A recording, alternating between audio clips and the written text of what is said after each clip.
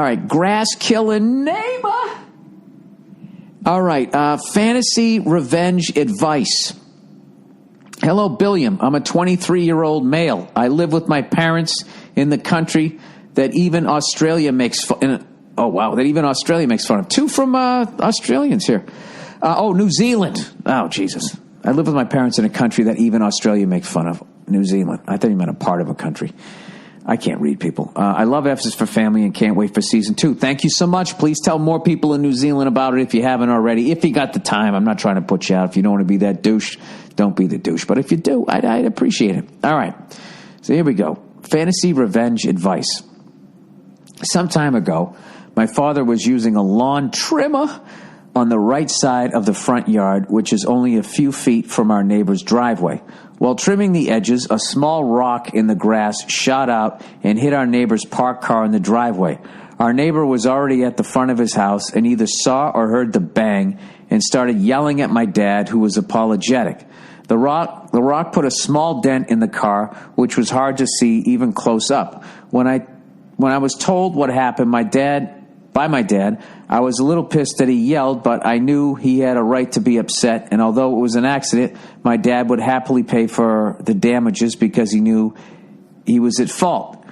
Our neighbor didn't talk to us again about a bill or anything, so we quickly forgot about it and moved on. A few weeks later, I was at the front of our house, and I saw that the right side of our lawn was completely dead, a foot inwards.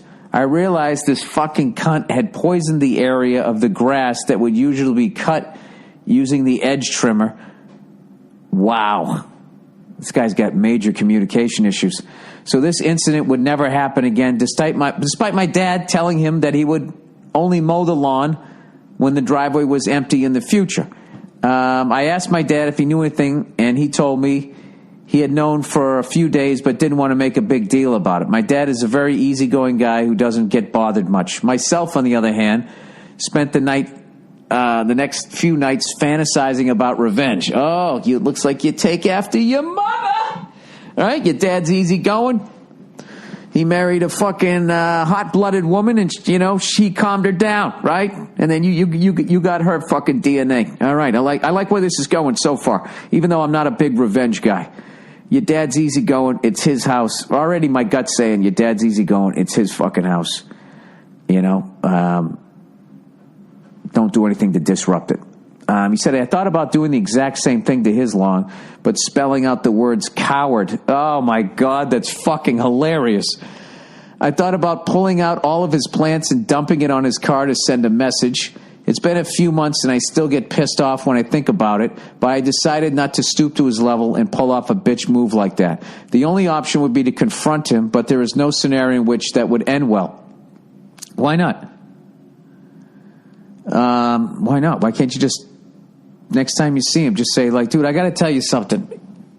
I haven't been on this planet for a long time, so maybe I need to see more bitchy behavior, but that's the biggest pussy bitch fucking, don't do that. It's going to, I don't know. I would just say, hey, do you have any idea why this part of the lawn died? Isn't that amazing? And I would do that to him every fucking time. Just do something to drive him nuts. Anyways, because I've decided to do nothing and moved on, but it's been about a year and I'm still thinking about it. What would you have done?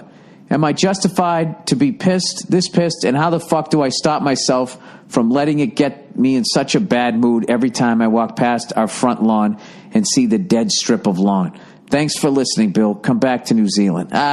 Your lawn is still dead? Look, I'm not big on revenge, but the great thing that you have right now is you've waited a year. So if you were to do anything, obviously don't bring any physical harm to the person. He does seem to love that car. It's just, why would you do it? Why don't you guys just replant the fucking grass? That's what I would do. I would replant the grass. This is what you do. Replant the grass and get all excited. And then without him knowing, what you do is you set up a fucking video camera. All right? And you just videotape and you try to catch him doing it. That's the best way to do it, right? And then he has to fucking pay for it and then pay for the previous thing. The previous time he poisoned it. Like, that's what I would do. You know what I mean? There's obvious things that you could do. You could go to a fucking AutoZone and buy one of those little catch trays that captures oil, you know, and then in the night you could undo his fucking let all the oil out of his car, unscrew the thing on the oil pan, and you screw it back up, and then he seizes the engine on his car. You can go that route. You know, there's no oil in the fucking car. The key is what you have to do is he would still figure it out. See, he can't do this. Is all bitchy fucking moves. You know what I mean? You got to have a face-to-face thing. Or what I would do is I would just replant the grass, and I would set up a fucking video camera.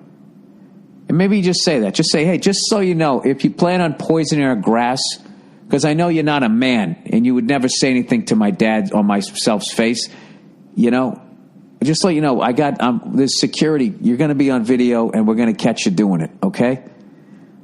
All right, it costs us a lot of money, and oh my God, what in a perfect world, couldn't you just go over and just fucking, he just answers the door, and you go, huh? And you just boot him right in the nuts, huh? And then you just take a strip of the dead grass, and you just start fucking beating his back with it. That's what the fuck you want to do. You know what? I actually want to do that right now, but you know what? You can't do it. You know what? Fuck him. He did it to you. He did it to you.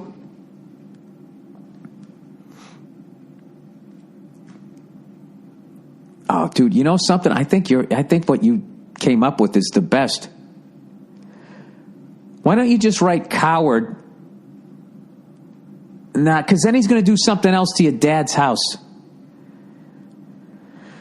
Oh, this guy's a cunt.